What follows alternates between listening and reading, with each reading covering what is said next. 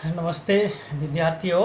आज हम नीति निर्देशक तत्वों के बारे में अध्ययन कर रहे हैं और नीति निर्देशक तत्वों के अंतर्गत हमने पहले जाना था कि जो नीति निर्देशक तत्व हैं उनका वर्गीकरण हम अध्ययन की दृष्टि से 3 भागों में कर सकते हैं। एक लोकतांत्रिक समाजवादी सिद्धांत, दूसरे गांधीवादी सिद्धांत और तीसरे बौद्धिक सिद्धांत। इनके माध्यम से हम नीति निर्देशक तत्वों को समझने का प्रयास करते हैं। जो समाजवादी सिद्धांत हैं या समाजवाद के ऊपर जिनमें जोर दिया जाता है, लोकतांत्रिक समाजवाद पर जिन सिद्धांतों के आधार पर जोर दिया जाता है, वो जैसा कि हमने जाना कल कि उनके अंतर्गत जैसे सामाजिक, आर्थिक न्याय, सामाजिक समानता, न्यूनतम मजदूरी देना, स्त्री पुरुष में को समान वेतन देना, शोषण को बंद करना और इसके अलावा जो समाज का उत्थान करना, सभी व्यक्तियों का उत्थान करना, सभी व्यक्तियों का जो जीवन स्तर है उसको बढ़ाना इत्यादि। ये इसके लिए जो भी योजनाएं बनाई जाती हैं, प्रक्रियाएं, प्रोग्राम बनाए जाते हैं राज्य के द्वारा, उनको हम सामाजिक सिद्धांतों के अंतर्गत रखते हैं और इनके अनुकूल ही राज्यों के द्वारा कानून बनाए जाने चाहिए। ऐसी अपेक्षा समाजवादी के जो सिद्धांत हैं, नीति निर्देशक तत्व हैं, उनमें इसका प्रयास किया जाना चाहिए। राज्य के द्वारा ये अपेक्षाएं की गई हैं। नीति निर्देशक तत्वों के माध्यम से आगे चलते हैं। आज हम गांधीवादी जो सिद्धांत हैं उन पर प्रकाश डालते हैं कि वो किस प्रकार से नीति निर्देशक तत्व गांधीवादी तत्वों, सिद्धांतों को भी इसमें जोड़े हुए हैं अपने अंतर्गत, जिसमें कि जैसे गांधीवादी सिद्धांत जो हैं वो उनको साकार करने के लिए ये अपेक्षाएं की गई हैं कि जो गांधी जी चाहते थे, जो उनका सपना था, उनमें से कुछ चीज़ों को लागू किया जाना चाहिए या उनको देश में उनके अनुकूल नीतियों को बनाया जाना चाहिए। जैसे कि ग्राम पंचायतों का गठन करना, जो कि अनुच्छेद 40 कहता है, और इसमें उनकी कल्पना थी कि स्थानीय सरकारों का निर्माण किया जाना चाहिए और स्थानीय स्तर पर स्व सरकार का निर्माण किया जाना चाहिए और इनके माध्यम से गांव का विकास करना चाहिए और उनको ऐसी सरकारों को, जो स्थानीय सरकारें होंगी, ग्राम पंचायतें होंगी, उनको पर्याप्त मात्रा में शक्तियां दी जानी चाहिए जिससे कि गांव स्तर का विकास हो सके।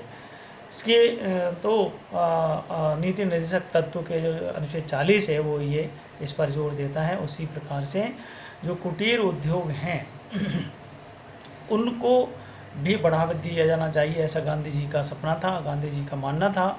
और अनुच्छेद नीति निर्देशक तत्वों के अंतर्गत अनुच्छेद 43 इस बात को कहता है कि ग्रामीण क्षेत्रों में छोटे छोटे उद्योगों, कुटीर उद्योगों को प्रोत्साहन दिया जाना चाहिए और उनको सहकारिता आधार पर चलाया जाना चाहिए और प्रत्येक गांव को और निचले स्तर पर सभी लोगों को स्वावलंबी बनाए जाने का प्रयास किया जाना चाहिए।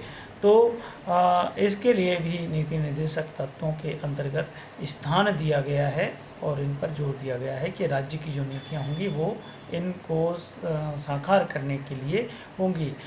इसके अलावा सहकारी समितियों के गठन पर गांधी जी जोर देते थे कि इनका जो गठन है वो स्वैच्छिक आधार पर होना चाहिए और उन्हें स्वायत्त बनाया जाना चाहिए और लोकतांत्रिक आधार पर इन पर नियंत्रण होना चाहिए, उनका संचालन होना चाहिए और व्यवसाय जो होते हैं उनका इन्हीं लोगों के माध्यम से प्रबंधन किया जाना चाहिए, ऐसा गांधी जी का मानना था। और ये भारतीय संविधान के अनुच्छेद 43 के अंतर्गत ही इनको रखा गया है और गांधी जी का भी ऐसा ही मानना था कि इन सब चीज़ों पर जोर दिया जाना चाहिए। फिर गांधी जी की एक और जो सोच थी, वो उनका मानना था कि जो ST SC के लोग हैं या जो पिछड़े हुए लोग हैं, दलित वर्ग है, इन सबको संरक्षण दिए जाने की ज़रूरत है, उनको उन्नयन करने की आवश्यकता है। और कमज़ोर जो वर्ग हैं उनके जो साथ में अन्याय है उस अन्याय को रोका जाना चाहिए, उनका शोषण को रोका जाना चाहिए, उन्हें शिक्षित किए जाने की आवश्यकता है। आर्थिक दृष्टि से उनको प्रोत्साहन देने की ज़रूरत है, उनको आत्मनिर्भर बनाने की ज़रूरत है। और इसके साथ में ही सामाजिक स्तर पर उनके साथ में जो भेदभाव होता है उस अन्याय को ख़त्म किया जाना चाहिए और उनके लिए एक अच्छा स्वच्छ एक अच्छा वातावरण उपलब्ध होना चाहिए जिससे कि वो भी प्रोग्रेस कर सकें, दौड़ में सम्मिलित हो सकें। और इसके लिए नीति निर्देशक तत्वों के अंतर्गत अनुच्छेद 46 में प्रावधान इसके लिए किया गया है। गांधी जी का मानना था कि जो मादक पदार्थ हैं जो सामाजिक एक स्तर पर लोगों के जीवन को बर्बाद करते हैं, लोगों के जो स्वास्थ्य है उसको बर्बाद करते हैं, उन मादक पदार्थों पर पूरी तरीके से प्रतिबंध लगा देना चाहिए। और उस प्रतिबंध के माध्यम से इनको पूरी तरीके से रोक लगा देनी चाहिए जिससे कि जो घर बर्बाद होते हैं बहुत सारे लोग उनमें बिल्कुल खप जाते हैं, उनका जीवन बर्बाद हो जाता है, इनको समाप्त कर देना चाहिए, रोक लगा देनी चाहिए। किंतु गांधी जी का ये भी मानना था कि इनका जो प्रयोग है वो केवल दवाओं के रूप में किया जाते रहना चाहिए, केवल दवाओं के रूप में इनका प्रयोग किया जाना चाहिए। अनुच्छेद 47 में इसका प्रावधान किया गया है। और इसके साथ में ही गांधी जी की जो भावना थी वो कहते थे, उनका मानना था कि जो दुधारू पशु हैं, बछड़े हैं, गाय हैं, उनको संरक्षण दिए जाने की आवश्यकता है, उनकी बलि पर प्रतिबंध लगाने की आवश्यकता है। तो जो पशुधन है उनकी अच्छी नस्लें हैं उनको विकसित किए जाने की ज़रूरत है और जीव हिंसा को रोकने की आवश्यकता है। उनका जो वध है उसको रोका जाना चाहिए और उनको संरक्षण देना चाहिए। उन्नत किस्म की जो नस्लें उनको बढ़ावा दिए जाने की आवश्यकता है। दुधारू पशुओं को संरक्षण देने की आवश्यकता है, उनकी बलि को रोका जाना चाहिए। इस तरीके से गांधी जी का मानना था। तो ये अनुच्छेद 48 के अंतर्गत इन सब चीज़ों का प्रावधान भारतीय संविधान में हमारे जो नीति निर्देशक तत्व हैं उनके अंतर्गत किया गया है। तो इस प्रकार से गांधी जी के जो सपने थे, गांधी जी के जो विचार थे, उन विचारों को भी मानने का, इसमें लागू करने का प्रयास भारतीय संविधान के अंतर्गत किया गया है। आगे चलते हैं कि जो उदार और बौद्धिक सिद्धांत थे वो क्या कहते हैं, उनमें किन किन चीज़ों को हमने जोड़ा जा सकता है और उनमें नीति निर्देशक तत्व कौन कौन से हैं। जैसे कि बौद्धिक दृष्टि से जो अच्छे सिद्धांत हैं यानी कि वैज्ञानिक दृष्टिकोण को लिए हुए हैं वो हैं जैसे समान नागरिक संहिता को लागू रखा जाना चाहिए। अनुच्छेद 44 कहता है कि सभी भारतीय नागरिक हैं और सभी भारतीय नागरिकों को एक जैसी नागरिक संहिता होनी चाहिए, एक जैसे नियम होने चाहिए, एक जैसे उनके ऊपर सारे नियम नागरिक के तौर पर लागू होने चाहिए।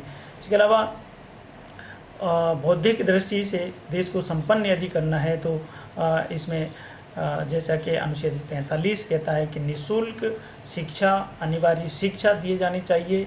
और हमारे इस सिद्धांतों में ये प्रावधान किया गया है कि 14 साल तक के बच्चों को अनिवार्य शिक्षा दी जानी चाहिए और ये शिक्षा निःशुल्क शिक्षा होनी चाहिए जिससे कि देश का विकास हो, सभी नागरिक शिक्षित हों और लोकतंत्र को साकार बना सकें।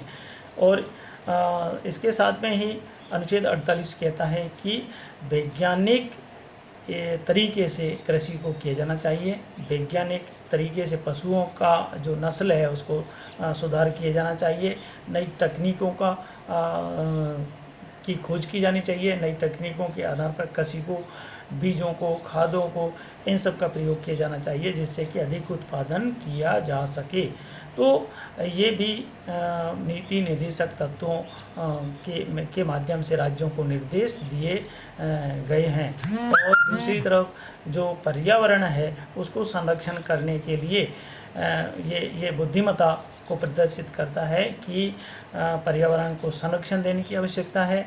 वन्य जीवों को संरक्षण देने की आवश्यकता है, जंगलों को सुरक्षित करने की आवश्यकता है, इन्हें संरक्षण और संवर्धन करने की आवश्यकता है। तो अनुच्छेद 48A भी इसे इन सब चीज़ों पर जोर देता है कि पर्यावरण की सुरक्षा किया जाना चाहिए। और आज के जो समय है उसमें पर्यावरण की जो सुरक्षा है वो सबसे महत्वपूर्ण बात बन गई है, अंतर्राष्ट्रीय स्तर की समस्या बन गई है। तो इसको ध्यान में रख कर के नीतियाँ बनाई जानी चाहिए भारतीय राज्यों के द्वारा। फिर निर्देशक तत्वों के अंतर्गत ऐतिहासिक दृष्टि से, राष्ट्रीय महत्व की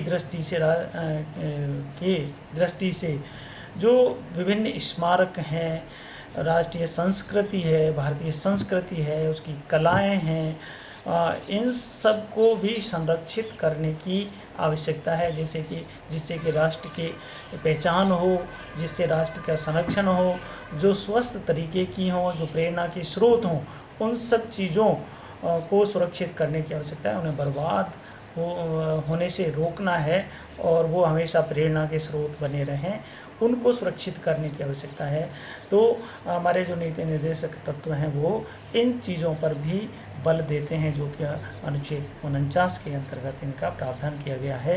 इसके अलावा जो शक्ति पृथक्करण के सिद्धांत को लागू करने की भी बात की गई है अनुच्छेद 50 के अंतर्गत, और ये कहता है कि कार्यपालिका और न्यायपालिका, ये दोनों जो शक्तियां हैं वो पृथक पृथक अलग अलग जो संस्थाएं उनके पास में होनी चाहिए, और एक दूसरे के क्षेत्र में अतिक्रमण करने से इनको रोका जाना चाहिए। एक जगह यदि ये हो जाती हैं, एक जगह पर इनका संकेंद्रण हो जाता है, तो ऐसी स्थिति में निरंकुशता आना एक निश्चित वो है, निश्चित संभावना रहती है इसकी।